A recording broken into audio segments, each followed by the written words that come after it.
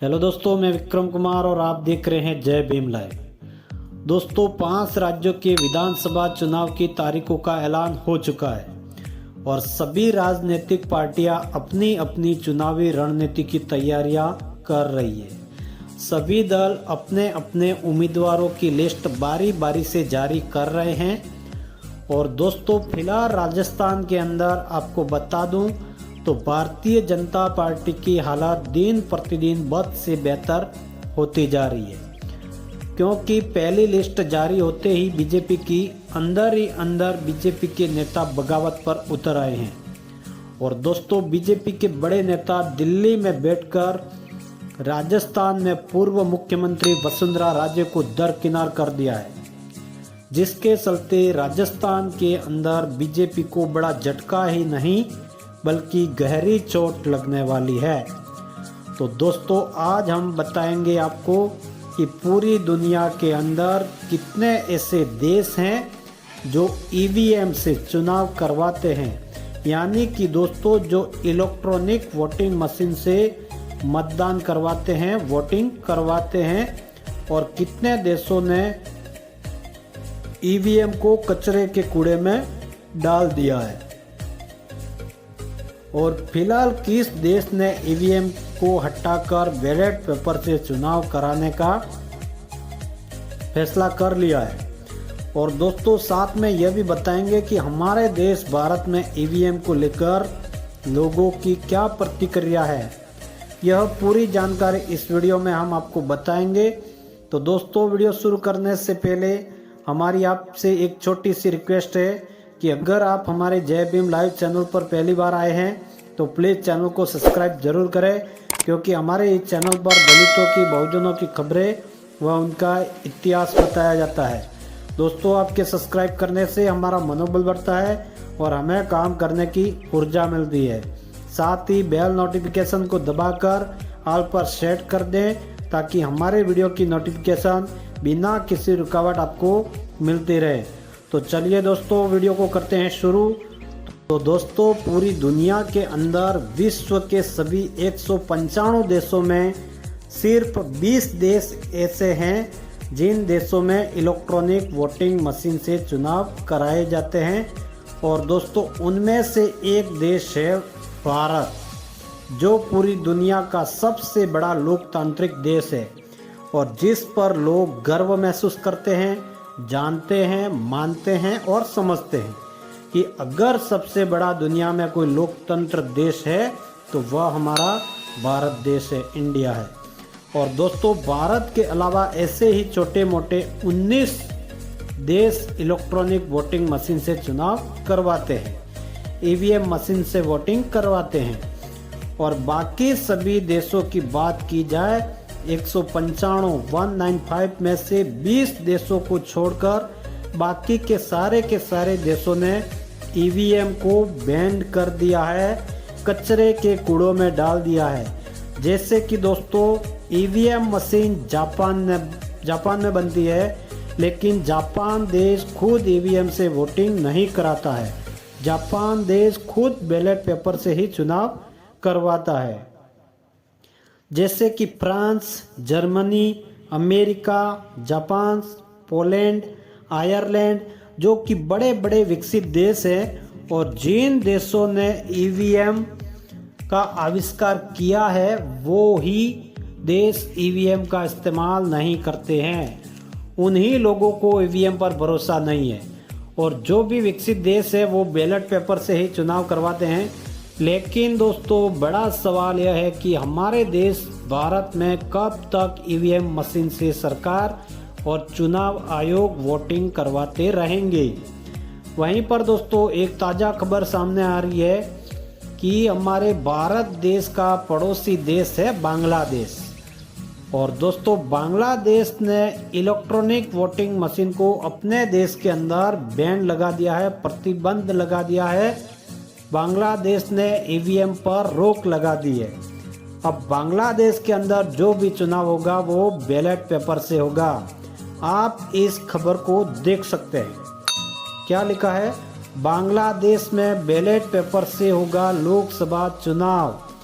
EVM हटाने की विपक्ष की मांग को सरकार ने स्वीकारा और लिखा है दोस्तों कि भारत में भी अधिकांश विपक्षी दलों ने मतदान के लिए ईवीएम के इस्तेमाल को लेकर मुखर रूप से चिंता जताई है। हालांकि बार बार भारत के चुनाव आयोग और केंद्र सरकार दोनों ने मांग को खारिज कर दिया है।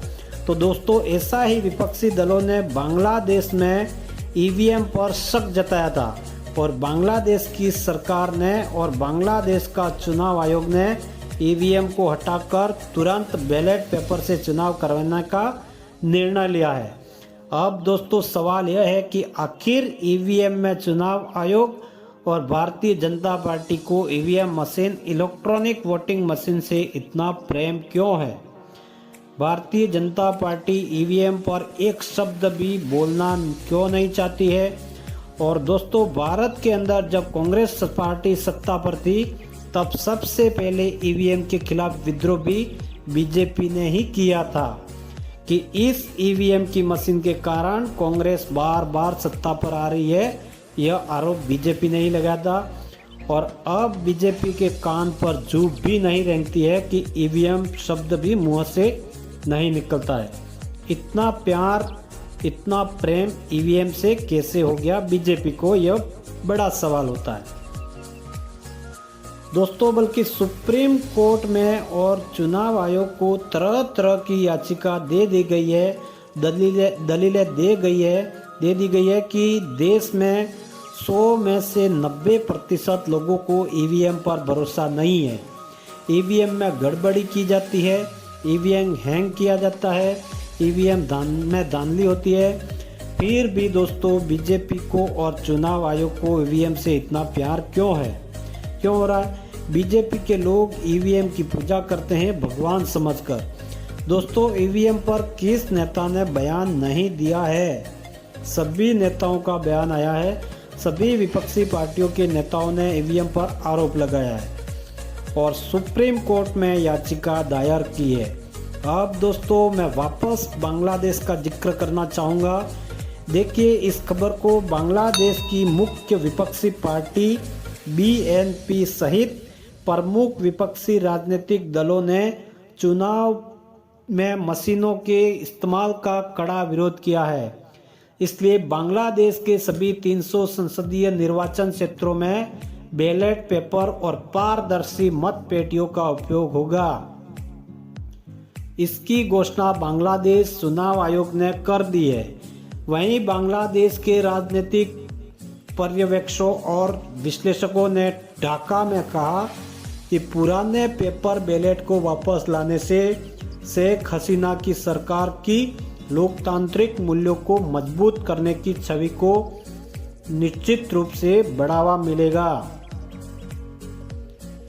तो दोस्तों जो बांग्लादेश की सरकार है शेख हसीना, उन्होंने बेझिझक इस बात को मान लिया है, अप्लाई कर दिया है कि आप चुनाव करवाइए, बैलेट पेपर से करवाइए।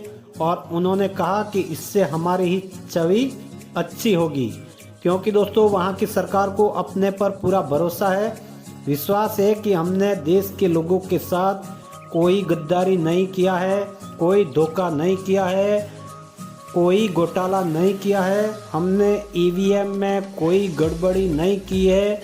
इसलिए शेख हसीना की सरकार को अपने आप में भरोसा है और वहाँ की विपक्षी पार्टियों की डिमांड को तत्काल पूरा कर दिया गया है।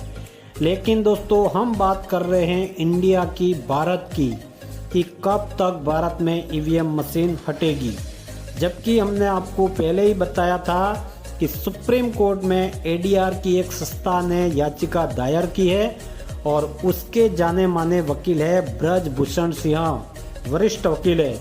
उनका साफ तौर पर कहना है कि हमारे देश में जो भी चुनाव होते हैं वो ईवीएम से होते हैं और उसके साथ में वीवीपैट की पर्ची लगाई जाती है।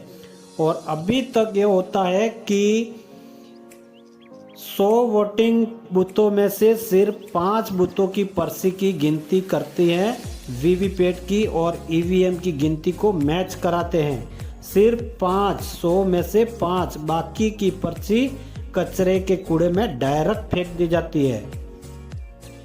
जबकि देश में तमाम विपक्षी पार्टियां बार बार आरोप लगाती है कि ईवीएम पर हमें बिल्कुल भरोसा नहीं है, बैलेट पेपर से वोटिंग कराएं। लेकिन दोस्तों यह कब तक होगा, यह बड़ा सवाल खड़ा होता है।